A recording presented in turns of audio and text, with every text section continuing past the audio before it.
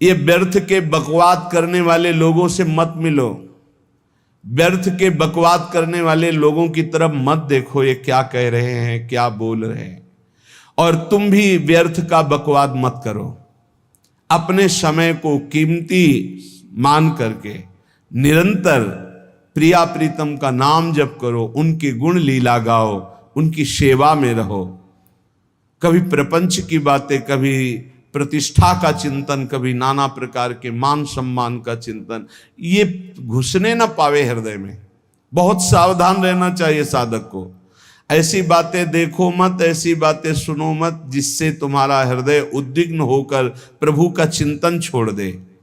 बंद करो अभी। अन्य लोगों के संग का त्याग कर दो, जो भगवत विमुख वार्ता करते हैं, संत निंदा करते हैं, दूसरों की निंदा करते हैं। कुछ हाथ नहीं लगता, ये लोग दुर्गति को प्राप्त होने वाले हैं। भक्तन निंदा अति बुरी भूल करे जिन कोय, किए सुकृत बहु जन्म के छिन में दारे खोए। पर निंदा के किए ते नहीं, आवत नहीं कछुआत, मूर्ख पर्वत पाप को ले चल अपने साथ। तो अलम कश्यापि संगत्या, ऐसा संग मत करो जिनके पास बैठने से भक्त निंदा, जन निंदा, भगवत निंदा हो। ऐसे से दूर रहो। अलम बंद कर दो ऐसे लोगों का संग। रात दिन हम श्यामा श्याम का नाम जप करेंगे, श्यामा श्याम के लीला गुण गाएंगे, श्यामा श्याम के ही धाम का शोभा का चिंतन करेंगे। जब तुम अपना जीवन श्यामा श्याम के चरणों में न्यौछावर कर दोगे तो पूरा भार श्यामा श्याम ले लेंगे और तुम्हारे हृदय में मस्ती आ जाएगी। जो ऐसा निश्चयी होता है, दृढ़ निश्चयी, उसके अंदर दृढ़ विश्वास, तो उसके हर समय भगवान की स्फूर्ति होती रहती है। भारी प्रतिकूलता में भी भगवान का सानिध्य अनुभव होता है। वो अनुकूलता में तो भगवान के दुलार को देखता है, लेकिन प्रतिकूलता में भगवान की विशेष कृपा को देखता है। ये संयोग, ये वियोग, संसार की ये द्वंद्वमयी वृत्तियां भक्तों के हृदय में नहीं चुभती। आए की हुज्जत नहीं, गए की तलाश नहीं, क्योंकि नित्य संयोग भगवत स्मृति के प्रभाव से प्रभु का रहता है। शोक, विषाद बहुत ध्यान देने योग्य विषय है। तभी लोगों को ऐसा लगता है कि ऐसा कैसे हो सकता है। भक्त के चरित्रों को जब सुनते तो लगता है ऐसा कैसे हो सकता है, ऐसी परिस्थिति में भी ऐसा कैसे हो सकता है। क्योंकि तुम मानसिक बुद्धि से युक्त हो और वो भागवतिक स्थिति से युक्त है, इसलिए तुम उसको पार पा ही नहीं सकते। जब तुम अपना जीवन श्यामा श्याम के चरणों में समर्पित कर देते हो हृदय से, फिर उनकी कृपा से सब विघ्न दूर हो जाते, एक अपार मस्ती रहती है। नहीं तो शोक, विषाद, दुख, क्लेश, कष्ट, संताप, भय, उद्वेग, ये सदैव सताते रहते हैं। इसी से डिप्रेशन होता है। बार बार नकारात्मक चिंतन, शोक, विषाद, दुख, चिंता, क्लेश, संताप, भय, उद्वेग, यही पूरे मानसिक स्तर को नष्ट कर देते हैं। उत्साहहीन जीवन हो जाता है। जब तुम श्यामा श्याम को समर्पित हो जाते हो तो ये सब प्रवेश भी नहीं करते, एक अपार मस्ती बनी रहती है। अब क्या होगा? श्यामा श्याम जो करेंगे वही होगा। श्यामा श्याम पता नहीं कैसा करें, नहीं, वो सदैव मंगल भवन है, वो जो करते महामंगल होता है। यह निश्चय उपासक के हृदय में आ जाना चाहिए। इसलिए अपना सारा मन, सारी बुद्धि, सारा जीवन, प्रत्येक श्वास प्रभु को अर्पण कर दो, फिर देखो तुम निहाल हो जाओगे। दुख, शोक, विषाद, क्लेश, कष्ट, संताप, भय, उद्वेग, ये उसी को व्यापते हैं जिसने अपने जीवन को प्रभु के चरणों में अर्पित नहीं किया। इसलिए तुम अपना सारा मन, सारी बुद्धि, सारा जीवन, प्रत्येक श्वास केवल प्रभु को अर्पित कर दो, फिर देख लेना। श्वास कैसे अर्पित की जाती? राधा राधा राधा। बुद्धि कैसे अर्पित की जाती? एकमात्र निश्चय कि भगवत सुख ही सुख है, ये जागतिक सुख सुख नहीं, ये दुख है, ये ऐसा दलदल है जिससे आज तक कोई नहीं निकल पाया। सारा मन, हम मन से केवल प्रभु का मनन करें, बार बार मन को संसार से हटा के नाम में, रूप में, लीला में, धाम में लगाएं। बहुत प्रसन्नता हो जाती है उस उपासक के हृदय में जो अपना मन बुद्धि प्रभु के चरणों में अर्पित कर देता। भगवान ने तो इसको बहुत उत्तम स्थिति बताया है कि मेरे से कभी वो अलग हो ही नहीं सकता यदि मन बुद्धि अर्पित कर दिया। मय्येव मन आधत्स्व मयि बुद्धिम निवेशय, तो निवश्य मय्येव अत ऊर्ध्वं न संशया। बिल्कुल संशय नहीं, वो मेरे में ही निवास करेगा जिसने मन और बुद्धि अपनी मेरे में अर्पित कर दी। बहुत प्रसन्नता रहेगी उस उपासक के जीवन में जो अपने आप को मन बुद्धि सहित प्रभु के चरणों में समर्पित कर दिया है। भगवान का आश्रय लेने वाले की पहचान है हर परिस्थिति में प्रसन्न रहना। देखो आप भगवद आश्रित हो कि नहीं, देखो अनुकूल परिस्थिति में तो सब प्रसन्न रहना, लेकिन प्रतिकूल परिस्थिति में प्रसन्न रहना ये भगवान के भक्तों का लक्षण है। हर परिस्थिति में प्रसन्न रहना ये भगवान के भक्तों का लक्षण है। आनंदगन भगवान का आश्रय मिलते ही आनंद छा जाता है हृदय में।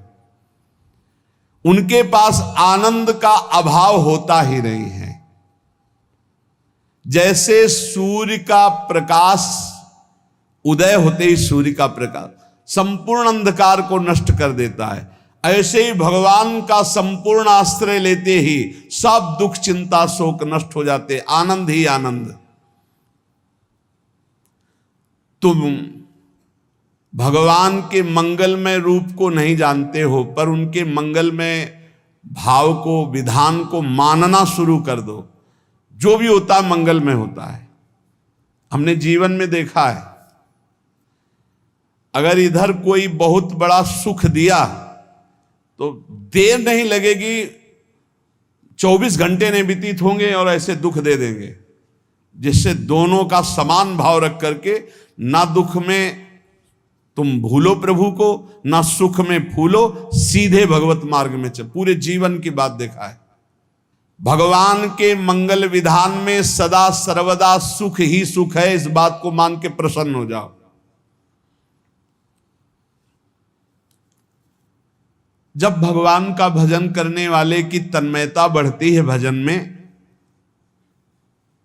तो द्वेषी जन अपने आप तैयार हो जाते हैं। भक्त कभी किसी से द्वेष नहीं करता, अपने आप वो द्रोह करने लगते। तो नरसिंह मेहता जी से बहुत गांव के कई लोग थे जो जलते थे, ऐसे जलते थे कि अब क्या करें, कैसे मिटा दे नरसिंह मेहता जी को। अब उपाय तो मिल नहीं रहा था। तो एक दिन संतों की मंडली आई और उन्होंने कहा कि हम रास्ते में कोई चोर आदि धन ना ले ले, इसलिए यहां से किसी की हुंडी चलती है क्या द्वारिका में? पहले ऐसा था। बोले हाँ, हमारे यहां बहुत बड़े सेठ हैं नरसिंह मेहता जी, पर आप कहोगे वो मना कर देंगे। कई बार कहोगे, अगर वो स्वीकार कर ले तो वहां। और उनका लक्ष्य था कि नरसिंह मेहता जी की तो खाने की भी सुविधा नहीं थी, हुंडी कहाँ की बात आई। उनका था कि जब वो ना कहेंगे तो संतजन नाराज हो जाएंगे, अगर हाँ कह दिया तो वहां हुंडी चुकेगी नहीं, तो संतजन अपने आप इनको शाप दे देंगे, अपराध बन जाएगा, ये नष्ट हो जाएंगे। संतों को भेजा नरसिंह मेहता जी ने, सबकी दंडवत की, चरण पखाड़े। तो उनका ये इतना रुपया है, द्वारिका में साधु सेवा हम करेंगे, वहां तुम्हारी हुंडी चलती है, तो आप अरे उनका आप कहाँ भूल रहे हो, यहाँ खाने की भी व्यवस्था। बोले हमें सब पहले से बता दिया गया कि आप मना करोगे, बार बार मना मत करो, हमें पता है। तो उन्होंने ठाकुर जी की तरफ देखा, बोले क्या लीला है प्रभु, संतों से हम क्या कहें, ये ले रुपए। उस समय स्वर्ण की मोहरें चलती थी, बेच के बाजार से खूब उन संतों को पवाया, उन्हीं संतों की सेवा की। और उनका अपने सेठ का नाम तो बताओ जहां हमें जाके हुंडी मिलेगी। सेठ, सावल शाह सेठ। संत जन गए वहां, पूछा कि नरसिंह मेहता जी का जिन सेठ से परिचय, उनका नाम सावल शाह सेठ, उनकी गद्दी कहाँ है? तो जो कुछ भक्त थे वो द्वारिकाधीश की तरफ संकेत करते कि वही हैं।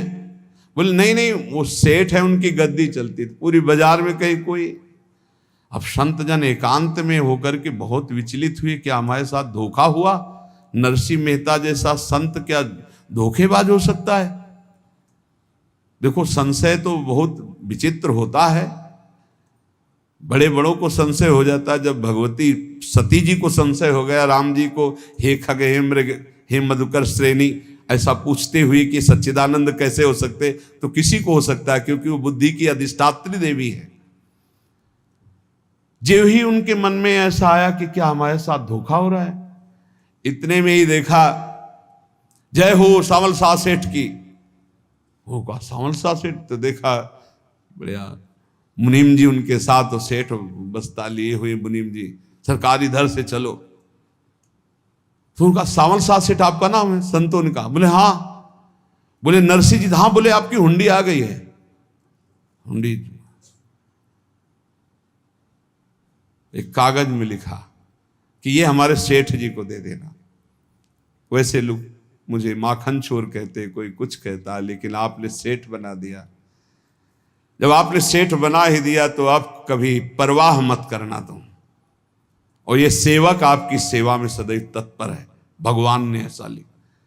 जो भगवद आश्रित है, एक बार ये चलता रहता है, जो संत जन होते हैं उनके विरोधी अपने आप बन जाते हैं, किसी से कोई मतलब नहीं, अपने आप विरोधी बन जाते हैं। कबीरदास जी का पूरी काशी में यश था। भजन करने वाले महापुरुषों का यश बढ़ता है जब, तो जो भजनहीन होते हैं उनके हृदय में जलन पैदा हो जाती है, और वो उनको विविध प्रकार से फंसाना चाहते हैं, उनको कष्ट देना चाहते हैं।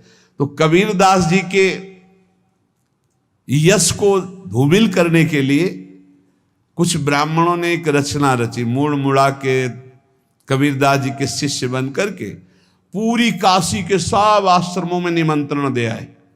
कल भंडारा है, संत सेवा है, सबने स्वीकार किया। कबीरदास जी अपनी दिनचर्या करके निकले तो संत मंडली आने लगी। बोले कै बजे सेवा है? साधु सेवा। बोले कौन सी साधु सेवा? बोले कल आपके शिष्यजन निमंत्रण दे के आए, पूरी काशी के सब संत आ रहे हैं। कबीरदास जी ने कहा यहाँ तो एक की भी व्यवस्था नहीं, पूरी काशी के संत आ रहे।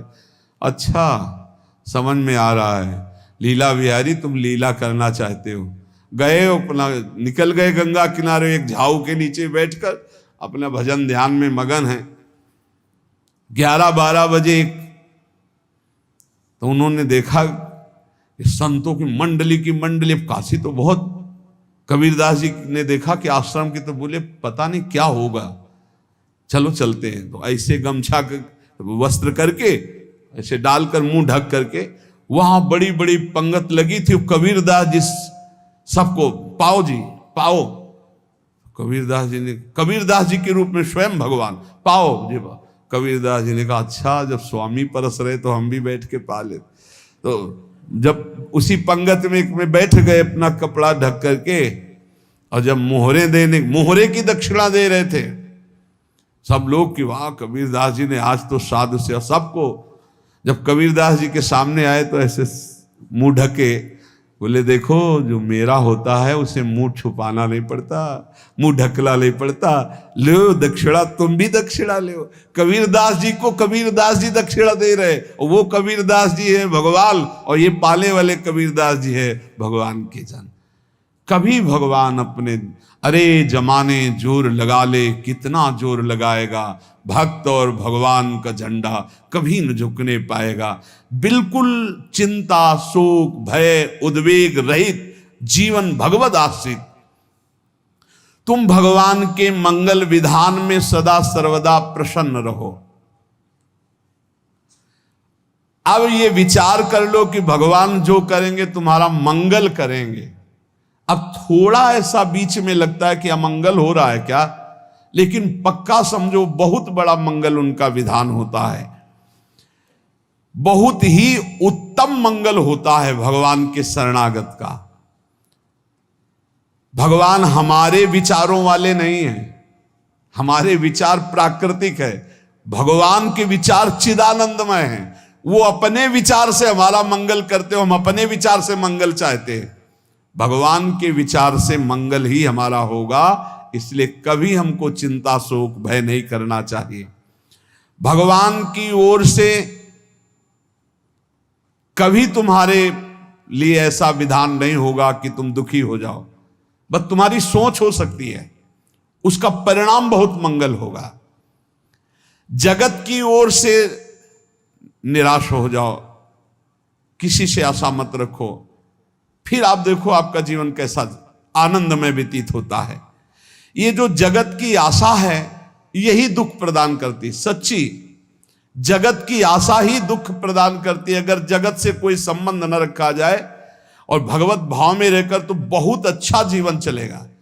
अपने कर्तव्य का पालन करो, परिवार को भगवत स्वरूप मानकर पोषण करो, किसी से कोई संबंध मत रखो, कोई आशा मत रखो, यही अध्यात्म सिखाता है। अपने आप भगवत स्वरूप, सबका व्यवहार मंगलमय और आपका जीवन मंगलमय। अपने घर में ऐसे रहो जैसे किसी अतिथि के घर में रह जाता है, चलना है यहां से जाना है। कौन रहता है अपने घर में अतिथि की भांति? भगवान का भक्त। जाना है यहां से, अपनी प्रिया प्रीतम के पास जाना। ये हमारा घर नहीं है, यहां तो हम समय व्यतीत कर रहे हैं, अपनी आयु व्यतीत कर रहे हैं भगवत आराधना करते हुए। हमें जाना है प्रिया प्रीतम के पास। वास्तविक घर भगवान का धाम है हमारा, वास्तविक घर वाले प्रभु हैं हमारे, जो नित्य सच्चिदानंद भगवान के चरणों में अपने चित्त को समर्पित करता रहता है। उसको यह अनुभव होने लगता है कि बड़ी कृपा है हमारे ऊपर, भगवान की बड़ी कृपा है हमारे ऊपर। सर्वसमर्थ परम सुहृद भगवान ऐसे भक्त के ऊपर हर समय वरद हस्त रखे रहते हैं। ये केवल प्रवचन नहीं, सच्ची बात मानिए। ऐसे भगवान का वरद हस्त हर समय रहता है। जब भगवान की छत्र छाया में भक्त अपने को देखता है तो आसपास घोर विपत्तियों का भी समुदाय हो तो भी वो आनंद में मगन रहता है।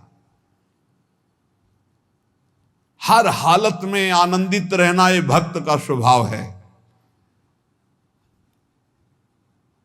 भगवान ऐसे भक्तों को प्यार करते हैं जैसे कछुआ अपने अंडे को बाहर रख आवे और रात दिन उसका चिंतन करे।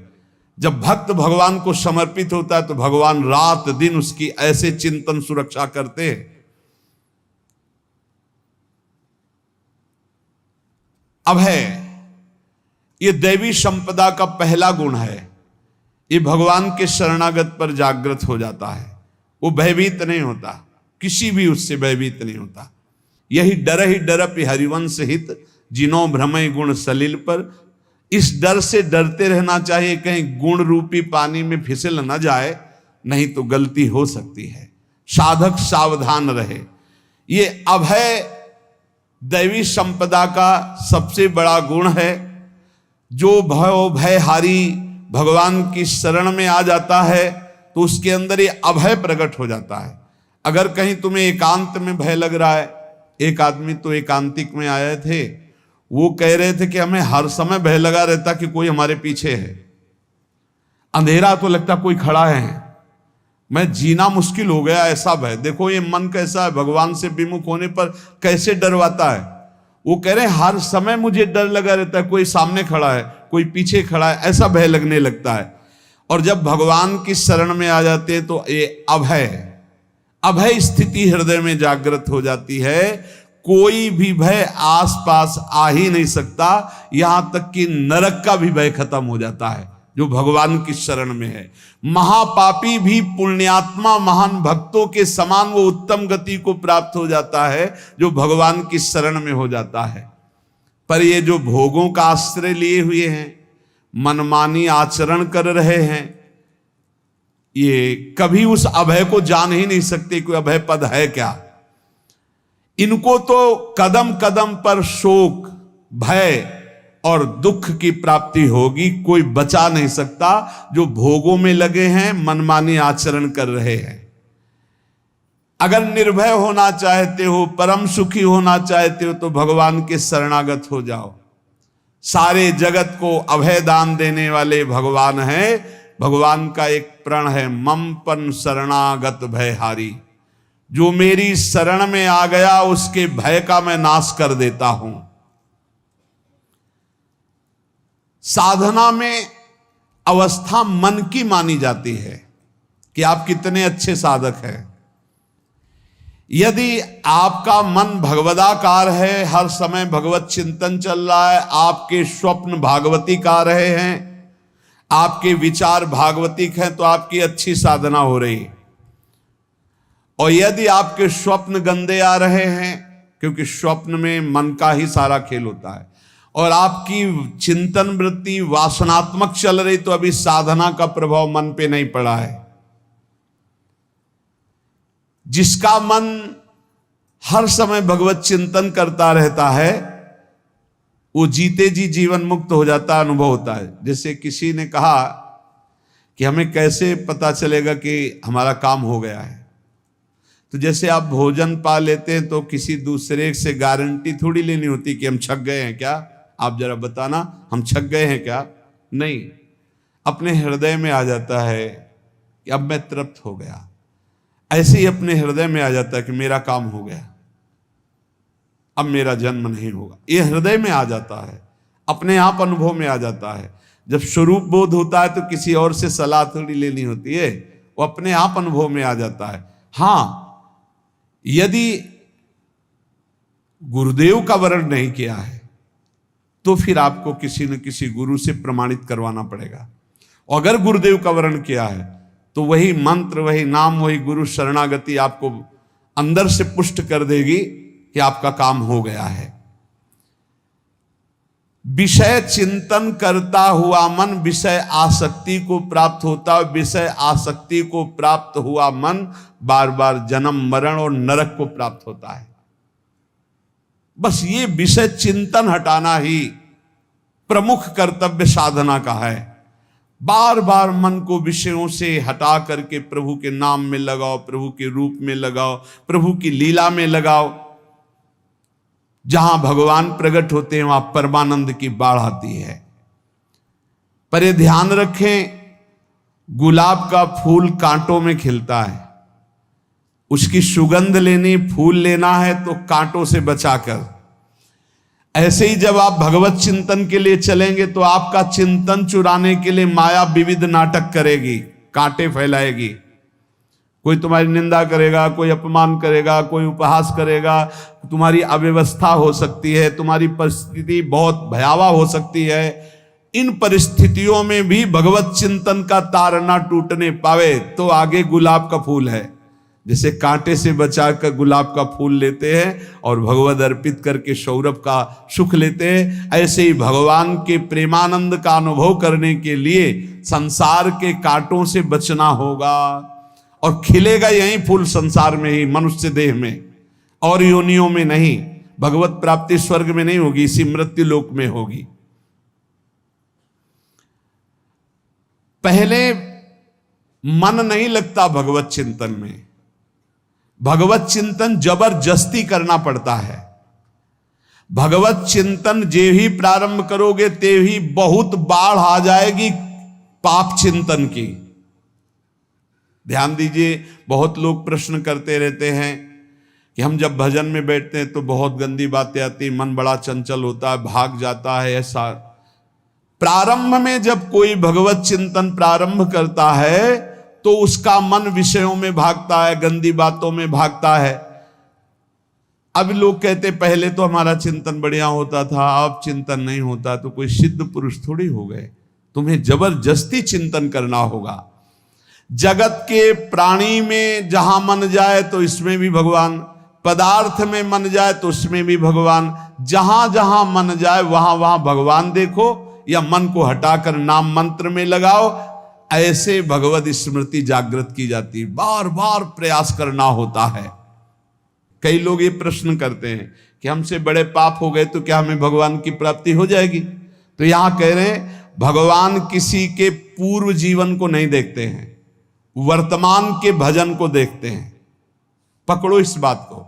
अगर वर्तमान में आज आप सुधर गए हो, नाम जप कर रहे हो, तो आप भक्त हो। ये गीता जी में भगवान ने कहा, अपिचेत सुदुराचारो भजते माम अनन्य भाग साधुरेव समन्तव्या सम्यक व्यवसिता। ऐसा बहुत दुराचारी पहले रहा है, बाद में उसके मन में आ गया कि भगवान के सिवा हमारा कोई कल्याण करने वाला नहीं, हमारा कोई नहीं। तो भगवान कहते हैं मैं उसे साधु ही मानता हूं, उसे साधु बना देता हूं। भगवान किसी के पूर्व जीवन को नहीं देखते। बहुत बढ़िया बात है।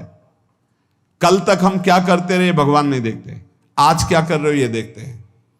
यदि आज आप भजन में लग गए हो, अच्छे आचरण कर रहे हो, तो आपको भगवत प्राप्ति हो जाएगी।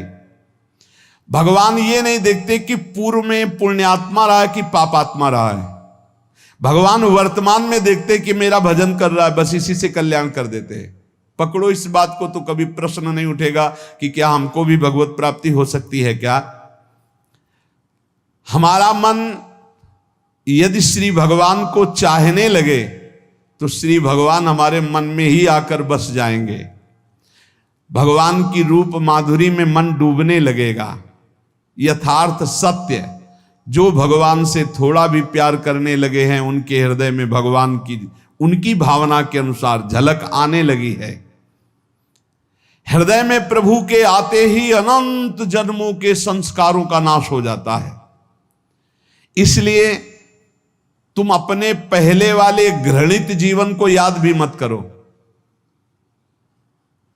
और उसको सोचकर जरा निराश भी मत हो। अमावस्या में घोर अंधकार रहता है, पर प्रातः काल में अंधकार नष्ट हो जाता है। ऐसे ही नाम का उच्चारण करते ही तुम्हारे जितने पाप अंधकार हो सब नष्ट हो जाएंगे। तुम चाहो कि एक क्षण भी प्रभु को ना भूलो। अब वर्तमान में ऐसी स्थिति बनाओ। जो प्रभु को नहीं भूलने की चाह करता है कि मुझे ऐसी स्थिति प्राप्त हो कि मैं कभी प्रभु को ना भूलूं, तो सच्ची मानो और कोई बात भगवान सुने ना सुने, ये बात जल्दी सुन लेते हैं। भजन की मांग करो तो बहुत जल्दी भगवान पूर्ण करते हो। भजन जिसका चलने लगा तो फिर लोक लोकांतर के सारी रिद्धियां सिद्धियां सुख वैभव तो उसके चरणों में लौटते हैं। जब हम प्रभु से प्रभु का स्मरण न मांगकर भोग मांगते हैं, तभी हमारा भजन रुक जाता है, भजन नहीं चल पाता। यदि हम प्रभु से केवल भजन मांगे तो विश्वास करो ब्याज में सब हो जाएगा। मूल भजन तो आपका बचेगा ही, ब्याज में लोक लोकांतर के भोग आपके चरणों में लुटते घूमेंगे। आप भजन करके तो देखो। अरे घिघियाने की जरूरत नहीं, किसी से मांगने की जरूरत नहीं, भजन करके देखो, सब ठीक हो जाएगा, सब अपने आप बन जाएगा। हम बहुत बड़ी भूल कर देते हैं कि थोड़ा भजन करके प्रभु से कुछ सांसारिक वस्तुएं, स्थितियां, परिस्थितियां बदलने की मांग कर लेते हैं, जिससे भजन छूट जाता है। प्रभु की स्मृति इतनी महान है कि जिन्होंने बैर भाव से प्रभु का स्मरण किया उनको भगवान की प्राप्ति हो गई।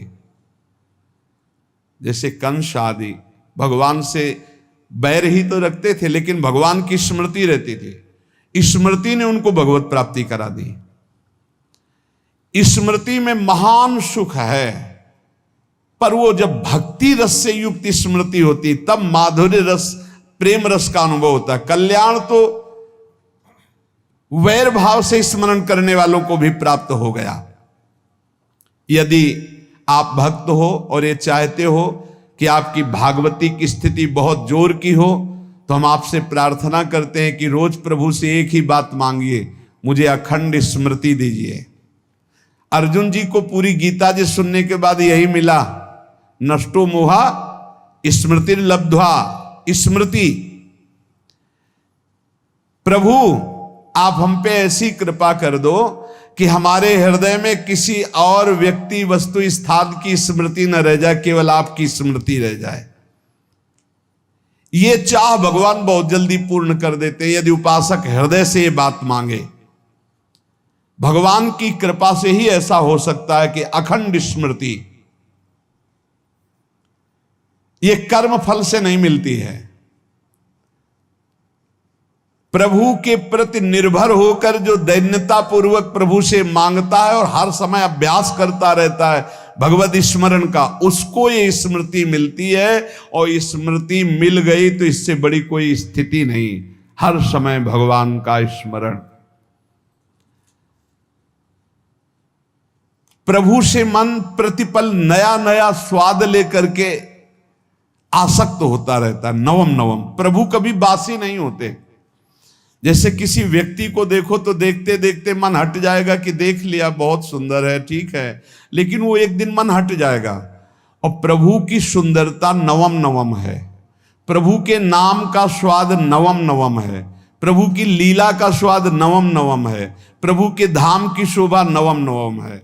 जैसे आचार्य महाप्रभु हरिवंश चंद्र जी कहते, नयो नेह नवरंग नयो रस नवल श्याम वृषभानु किशोरी, नव पीतांबर नवल चूनरी, नई नई बूंदन भींजत गोरी, नव वृंदावन हरित मनोहर, नव चातक बोलत मोर मोरी, नव मुरली जो मल्हार नई गति, सब कुछ नया। तो नवम नवम प्रभु प्रतिपल नवम नवम प्रभु का रूप, प्रियाजू का नवम नवम, अबहीं और अबहीं और अबहीं और है। तो कहते हैं जब मन निरंतर स्मृति में डूबता है तो जब प्रभु की रूप माधुरी प्रकाशित होती तो ऐसी नवम नवम कि कभी ये नहीं होता कि रूप बासी हो गया। ये वही रूप है जो हमने अभी देखा था, नवम नवम। इसलिए आनंद की उफान आती रहती है उपासक के हृदय में। ऐसी प्रियता, ऐसा आनंद बिना भजन के नहीं अनुभव में आएगा। इसलिए तुम विश्वास करो, तुम्हें बहुत सुंदर सुख मिलने वाला है, आगे अपार सुख मिलने वाला है। ये थोड़ा दुख का समय काट लो, जब तक जीवन है ये दुख सुख की लहर आती रहेगी, आप इसको सह जाओ, आगे बहुत आनंद है, विश्वास मान लीजिए, बहुत आनंद है। जो ये विश्वास कर लेता है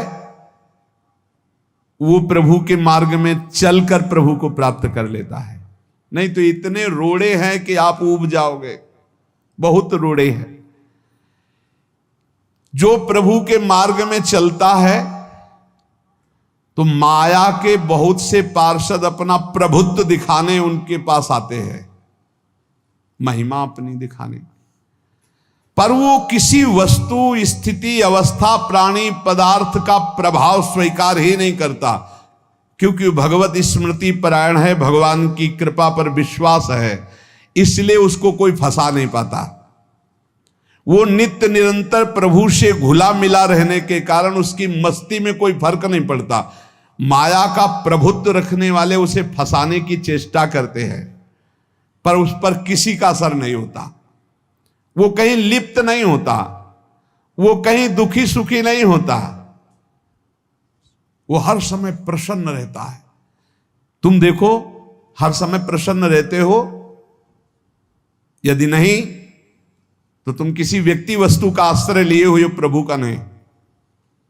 अगर हां तो हर समय प्रभु का स्मरण चलना चाहिए, हर समय प्रभु के आश्रित हो, फिर देखना ये आनंद, ये प्रसन्नता क्या रूप रखती है। बड़े बड़े मस्त संतों को देखा, मस्त ऐसे उन्माद में मस्त है, उस सुख के लिए ललचाओ। कब तक जन्मते मरते रहोगे, कब तक बार बार दुख भोगते रहोगे, कब बड़ा प्रपंच है ये। भगवान का स्मरण परम पुण्यात्मा पुरुष का हृदय माना जाता है, बहुत पवित्र हृदय, बड़ा पुण्यात्मा हृदय जिसमें भगवान का स्मरण। भगवान का विस्मरण पापात्मा पुरुष, भयानक विपत्ति दुर्भाग्य आते हो। सुदृढ़ निश्चय करो, अब हम भगवान के स्मरण में अपना समय व्यतीत करेंगे। मेहनत करो, कार्य करने के लिए कोई मना नहीं, आप नौकरी करो, किसानी करो, व्यापार करो, पर अंदर अंदर भगवत स्मृति, भगवत स्मृति ही सबसे बड़ी स्थिति है। अब चाहे हम जीवित रहें, चाहे हमारे मरण जैसी विपत्ति आ जाए, चाहे सब हमसे हट जाए, चाहे सब हमको नमन करें, अब हम दृढ़ निश्चय करके केवल भगवान के स्मरण करते हुए इस संसार के बीच समय व्यतीत करेंगे। अब हम चूकने वाले नहीं। ये नियम लीजिए, चाहे जीवन रहे या ना रहे, चाहे मरण जैसा कष्ट आ जाए, चाहे सब वियोग हो जाए, सब चले जाए, चाहे सब संयोग हो जाए, सब नमन करें, अब हम प्रभु का स्मरण नहीं छोड़ेंगे।